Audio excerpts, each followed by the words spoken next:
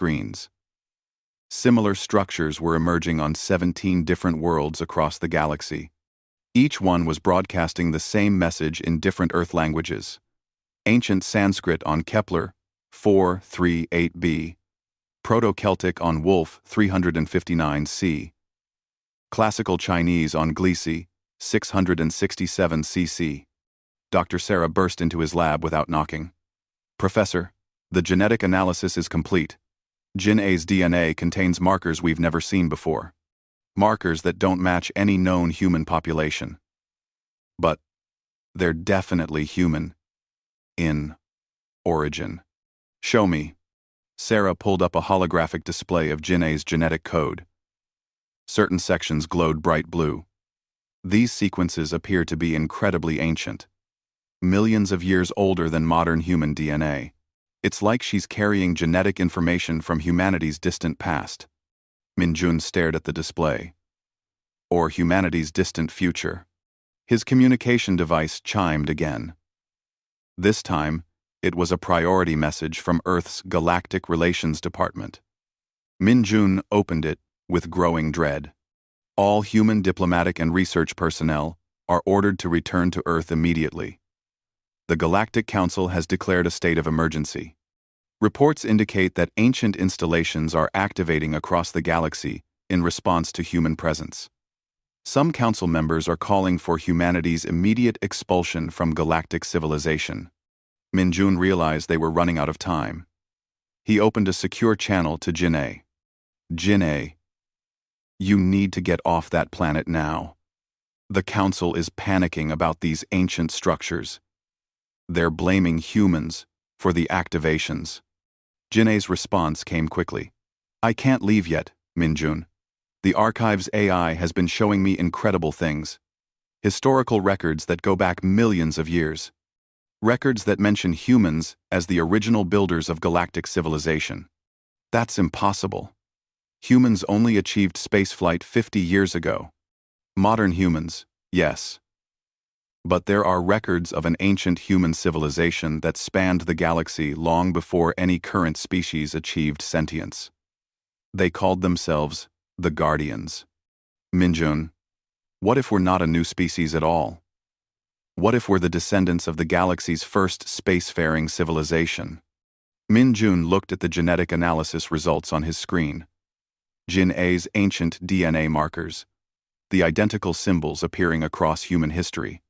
The structures awakening to Korean, Chinese, and Sanskrit broadcasts. Jin A, I think you might be right. But if that's true, why don't we remember? The archives mention something called the Long Sleep. A time when the Guardians retreated to their origin world and sealed away their memories. They were waiting for something. Waiting for the right time to return. Alarm sirens began wailing across the research facility. Min Jun looked out his window to see ships launching from the spaceport in obvious panic. The emergency broadcast system activated. All civilians report to evacuation stations immediately. Long-range sensors detect a large fleet approaching Earth. Unknown intentions. This is not a drill. Min Jun grabbed his research data and ran for the spaceport. As he looked up at the stars, he wondered if humanity was about to remember who they really were, and whether the galaxy was ready for that revelation. The ancient structures across 17 worlds continued broadcasting their message. The Guardians have returned. For the first time in millions of years, the galaxy's true elders were waking up. Supreme Chancellor Zythka's scales rippled with barely controlled fury as he read the emergency reports. The massive reptilian leader had ruled the Galactic Council for 3 decades. In all that time, he had never seen anything that threatened galactic stability like this. 17 ancient installations have activated simultaneously, reported Defense Minister Krall Vex, all responding to human genetic signatures, all broadcasting in primitive Earth languages that predate known human civilization. Chancellor Zythka turned to face the emergency council session. Representatives from 43 species filled the great chamber. Fear was visible on every face, regardless of their alien features. The Ethereal Collective's ambassador floated nervously above her seat. The Silicon Brotherhood's representative sparked with agitated energy. Even the normally calm Aquatic Federation delegates were churning the water in their environmental suits. This is clearly some kind of human trick, declared Ambassador Thulnam of the Crystalline Empire. They must have stolen Forerunner technology and are using it to intimidate us. Impossible, replied Science Advisor Meltis. Our analysis confirms the installations are genuine Forerunner constructs. They've been dormant for over 2 million years. No current galactic technology could activate them. Chancellor Zythka raised his clawed hand for silence. What matters now is containment. We cannot allow this situation to destabilize galactic order. Krall Vex, what is the status of the human fleet? The humans have recalled all their diplomatic and research vessels to Earth. Their military appears to be taking defensive positions around their home system.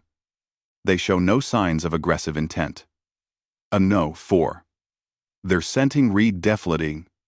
Another formentated. When destroying. Their modas wask. When destroying was. Yet, growled Chancellor Zythka. Ambassador Veltun, you were present when the human female accessed the restricted archives. Explain how this was possible. Okay. Jun. The blue-skinned archivist was visibly shaking. Supreme Chancellor. The genetic locks responded to her DNA as if she were a forerunner. The probability of this being coincidence is mathematically impossible. Then we must consider the unthinkable, said Chancellor Zythka. He touched a control on his command throne, and the chamber's lights dimmed. Ancient symbols appeared in holographic display above the assembly. These are the sealed records. Information so dangerous that only Supreme Chancellors have access to them. The assembled representatives leaned forward in fascination and terror. The sealed records were legendary. Stories claimed they contained the true history of galactic civilization, but most believed them to be myths. The records speak of the first civilization, Chancellor Zeethka continued, a species that arose when the galaxy was young. They built the hyperlane network that connects our worlds. They created the technological foundation upon which all our civilizations rest. They uplifted primitive species across thousands of worlds, teaching them agriculture, writing, and basic science. Ambassador Thulnam's crystalline form flickered with confusion. What does this have to do with the humans? Chancellor Zeithka's voice dropped to a menacing whisper. Because, according to these records, that first civilization called themselves the Guardians, and they were human. Quote. Shocked silence filled the chamber. Several ambassadors made religious gestures. Others began rapid calculations on their personal devices. That's impossible, protested the Ethereal Collective's representative. Humans only achieved spaceflight 50 years ago. They're the most primitive species in the galaxy. Are they? Chancellor Zeethka asked. Or are they the descendants of our creators, awakening from some kind of long dormancy? He gestured to the holographic records. According to these documents, the original human civilization withdrew to their home world approximately 2 million years ago. The records claim they entered something called the long sleep, sealing away their memories and technology. Science advisor Meltis floated closer to the display. The timing matches the disappearance of the Forerunners. But why would an advanced civilization choose to forget itself? Mel. Kane. Mel. The records suggest they were waiting. Chancellor Zeethka replied. Waiting for their uplifted species. Us. To prove we could govern ourselves responsibly. They intended to return when the galaxy achieved true peace and cooperation. Defense Minister Kralvex's armor plates shifted nervously. Supreme Chancellor, if this is true, then humanity has the right to reclaim leadership of the galaxy. Our civilizations exist only because their ancestors created us. Exactly why this information must never become public knowledge, Chancellor Zeithka said firmly. If the human population learns they are the galaxy's original civilization, they will demand the restoration of their ancient authority. Our independence, our governments, our very identities as free species will be threatened. The chamber erupted in panicked discussions. Representatives called out questions and protests in dozens of languages. Chancellor Zeithka let them voice their fears before calling for order. There is only one solution, he announced. The human species must be eliminated before they fully awaken to their true nature. We will make it appear that they were destroyed by an unfortunate cosmic accident. Perhaps their star will suffer an unexpected solar flare. Intinent. Ventinantinantin. I will see they. Ambassador Veltun stood up shakily. Supreme Chancellor, surely we can negotiate with them. If they truly are our creators, perhaps we can reach some kind of arrangement. Negotiate? Chancellor Zeithka laughed bitterly. Would you negotiate with your own child for the right to remain independent? The humans created us to be their servants, their pets, their entertainment. Now that they're waking up, do you think they'll be content to let us continue governing ourselves? Several representatives nodded agreement, but others looked uncomfortable with the proposed solution. The Silicon Brotherhood's ambassador sparked with electrical concern. What if we're wrong? The artificial being asked. What if eliminating humanity triggers some kind of automatic response from the Forerunner installations? Then we'll deal with that problem when it arises, Chancellor Zeithka replied. The immediate threat is human awakening. Every day they remain conscious increases the risk of full memory recovery. Defense Minister Kralvex pulled up tactical displays. I can have a stealth fleet positioned around Earth within 72 hours. Solar destabilization weapons will make their star go nova. It will appear completely natural. Do it, ordered Chancellor Zeithka. But maintain absolute secrecy. If word of this operation leaks, It could start a civil war among our member species. As the emergency session ended and representatives filed out, Chancellor Zithka remained on his throne, staring at the ancient records. Deep in his heart, he knew they were making a terrible mistake. The humans he had met seemed kind and curious. Nothing like the monsters his fears painted them to be. But fear was stronger than logic. Fear of losing everything his civilization had built. Fear of returning to primitive servitude under human masters. Fear that the galaxy's children were not yet ready to meet their parents. In 72 hours, the stealth fleet would begin humanity's destruction. Chancellor Zithka only hoped the Forerunner installations would remain silent when their creators died. Captain Sujin Lee guided her exploration vessel through the asteroid field with practiced ease. The UES Discovery had been searching uncharted systems for 3 months, looking for any clue about the ancient installations that were awakening across the galaxy. Earth's government was desperate for answers before the situation spiraled out of control. Captain, I'm detecting unusual energy readings from the 4th planet in this system, reported Navigation Officer Tae-Hyun Kim. The signatures don't match any known technology. Sujin studied the sensor displays. The planet appeared uninhabited, covered in ancient forests and pristine oceans. But deep beneath the surface, something was generating massive amounts of clean energy. Energy patterns that matched the recently awakened Forerunner installations. Take us into orbit, Taehyun. Science team, prepare for a planetary survey. Dr. Eunji Park, the ship's xenoarchaeologist, ran detailed scans from orbit. Captain. 2. Doctor, there's definitely a structure down there. It's huge, maybe 10 kilometers across, and it's been hidden under a forest that's at least 50,000 years old. Any signs of current activity? Minimal power generation, but increasing since we arrived. It's almost like the facility is waking up in response to our presence. Sujin made her decision. We're going down. Prep the shuttle for a landing team. Full scientific equipment and emergency supplies for 72 hours. 2 hours later, Sujin stood at the edge of an impossible sight.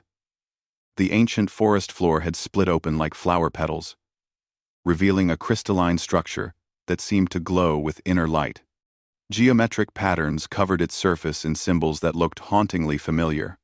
These markings match the ones Ambassador Park found in the Galactic archives, Dr. Eunji said, running her scanner over the symbols. But these are much more complex. Almost like a complete language system rather than simple pictographs.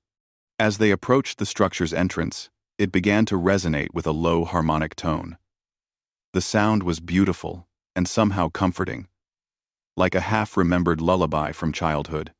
Captain, the facility is definitely responding to us, reported communications specialist Jong-Soo Han. Power levels are increasing across all systems. Whatever this place is, it wants us to come inside. The entrance dilated open as they approached, revealing corridors lined with the same crystalline material. Soft light emanated from the walls themselves, providing perfect illumination without any visible source. The air was fresh and clean, maintained by systems that had been running flawlessly for millions of years. They walked through chambers filled with incomprehensible technology. Devices that hummed with quiet power, displays showing star charts of incredible complexity, and what appeared to be biological cultivation systems growing unknown plants under artificial suns.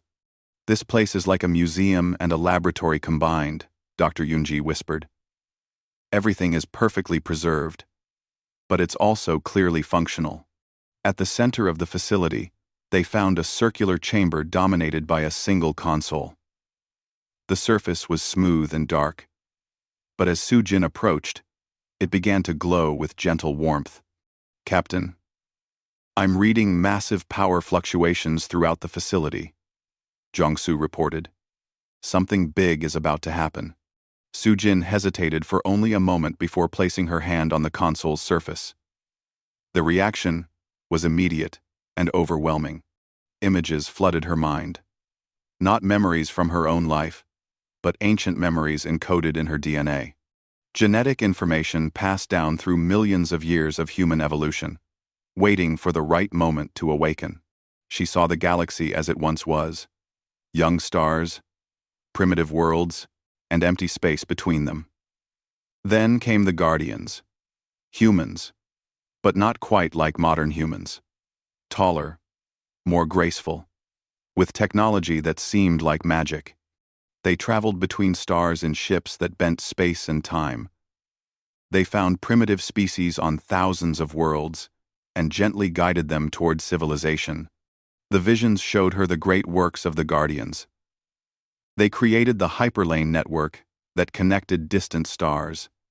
They built automated systems to maintain galactic stability. They uplifted dozens of species, teaching them agriculture, writing, mathematics, and ethics. But the most important vision showed her why the Guardians had vanished. A cosmic event was approaching. Not a disaster, but a test. The galaxy's first sentient species needed to prove they could govern themselves without constant guidance. The Guardians chose to withdraw, sealing away their memories and technology until their children were ready to meet them as equals. The long sleep, Sujin whispered, understanding flooding through her.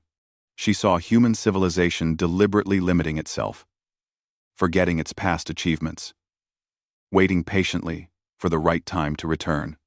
The console pulsed brighter, and a new voice filled the chamber. It spoke in perfect Korean, but with the warm tone of her grandmother's voice. "Welcome home, child of the Guardians. You have slept long and dreamed deep. Now the time of awakening has come." Sujin's crew stood frozen in amazement as the AI continued. "Your genetic patterns confirm you carry the bloodline of the original Guardians. The activation protocols recognize your authority. How may this facility serve you?" End quote. I don't understand," Sujin stammered. "We're just explorers. We don't know anything about being Guardians. Knowledge sleeps within you, encoded in every cell. The memories will return gradually, as your mind adapts to the truth. Your species chose forgetfulness, to give your children time to grow. Now they face a test, and you must choose whether to intervene." The chamber's displays lit up, showing the Galactic Council's emergency sessions, the fleet movements around Earth, and the fear spreading through 43 civilizations. "They plan to destroy Earth," the AI explained gently. "Your children are afraid that awakened Guardians will reclaim control of the galaxy. They do not understand that Guardians serve rather than rule." Sujin felt ancient instincts stirring in her mind. Protective urges that went beyond species loyalty to something deeper. These aliens weren't enemies. They were family. Humanity had nurtured them from primitive beginnings to galactic civilization. The thought of them living in fear broke her heart. "What can we do?" she asked. "The Guardian facilities across the galaxy are awakening to your presence. Each installation contains defensive systems designed to protect all galactic life, not just humanity. But they will only activate with Guardian authorization."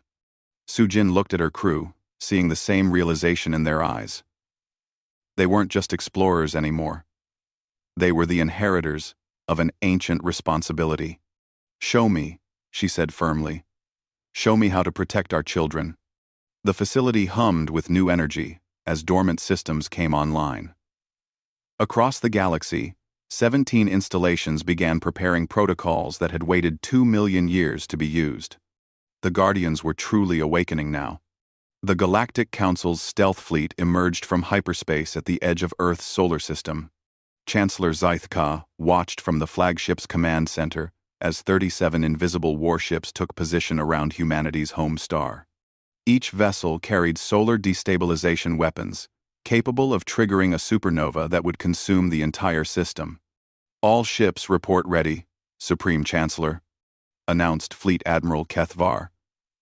"Solar bombardment can begin on your command. The explosion will appear completely natural to outside observers." Chancellor Zithka stared at the blue-green world on his display screen. Earth looked so peaceful from this distance. Clouds swirled over vast oceans. City lights twinkled on the night side.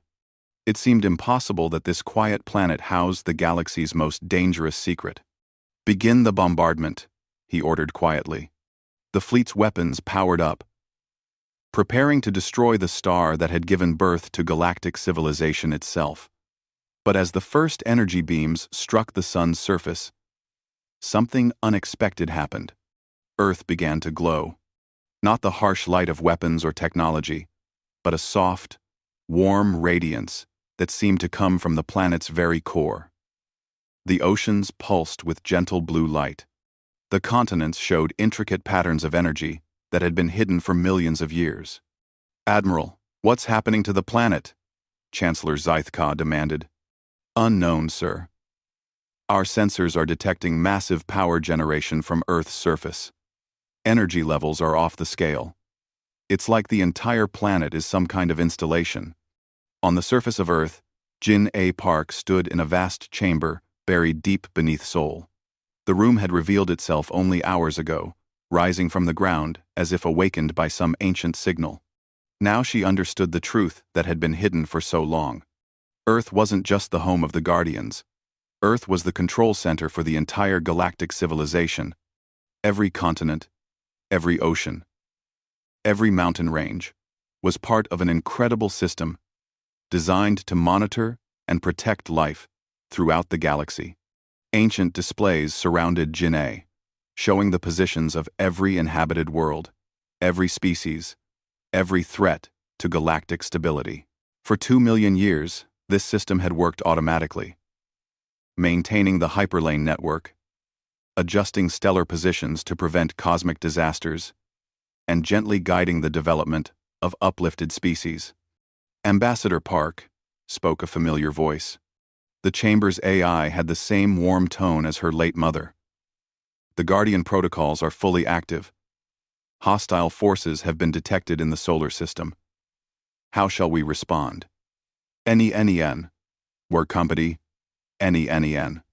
Jin'e looked at the tactical displays, showing the Council fleet surrounding Earth's sun. Their weapons were already attacking the star, trying to trigger the catastrophic explosion that would end humanity. But Earth's protective systems were holding the solar destabilization in check, buying precious time. "They're our children," Jin'e said softly. "They're afraid because they don't understand. We need to show them there's nothing to fear. The Guardian directive has always been protection, not conquest." The AI agreed. "Shall I disable their weapon systems?" "Well, gently," Jin'e emphasized. "No one gets hurt. We're going to bring them home safely. Then we're going to have a family discussion." Across the galaxy, 17 awakened installations received Jin'e's commands. Energy beams that could have vaporized entire fleets instead reached out with surgical precision. The Council ships found their weapon systems shutting down harmlessly. Their engines stopped. Their life support remained perfect, but they were now completely helpless.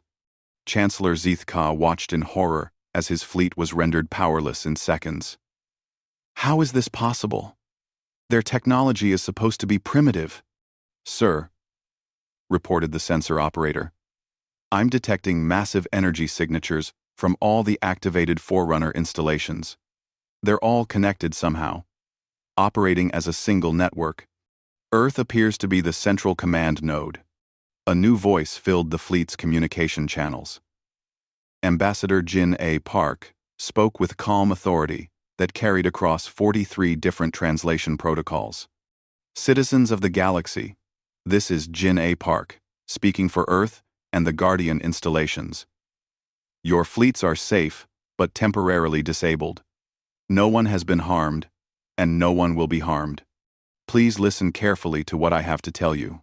She paused, letting her words reach every species, every world, every frightened government across the galaxy. "You know us as humans, the newest species to join galactic civilization, but that's not who we really are. We are the Guardians, the first species to achieve interstellar travel, the builders of the hyperlane network, and the ancestors of every uplifted civilization in the galaxy. The communication channels erupted with protests and questions. But Jin-A continued calmly. 2 million years ago, our ancestors made a choice. They had created a beautiful galactic civilization filled with dozens of intelligent species. But they realized that true growth required independence. So the Guardians withdrew to Earth, sealed away their memories, and entered what we called the long sleep. We became primitive humans, forgetting our past, giving our children time to develop their own cultures and governments. Chancellor Zeethka found his voice. If this is true, then you've come to reclaim control of the galaxy. Jin-A's laugh was warm and genuine. Chancellor Zeethka, you've done exactly what we hoped you would do. You've built incredible civilizations. You've maintained peace for thousands of years.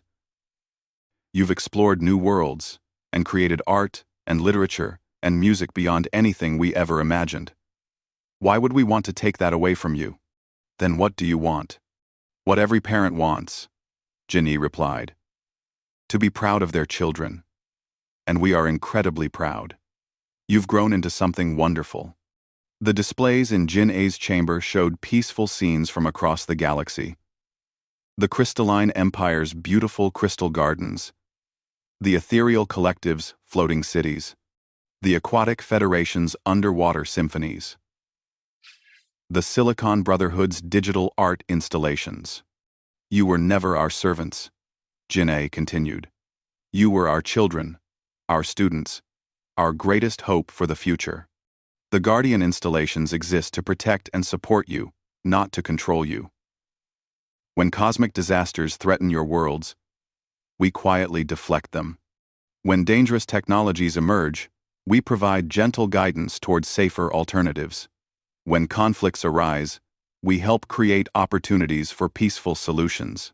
She activated the chamber's holographic projectors, showing the council representatives the true history of galactic civilization. Not conquest and domination, but patience, love, and protection. We're not here to rule you, Jin-A concluded. We're here to continue what we've always done. To be your family. To watch you grow. To help when you need it. And to love you unconditionally. One by one, the council fleets signaled their surrender. The Guardians had awakened, and their children were finally coming home.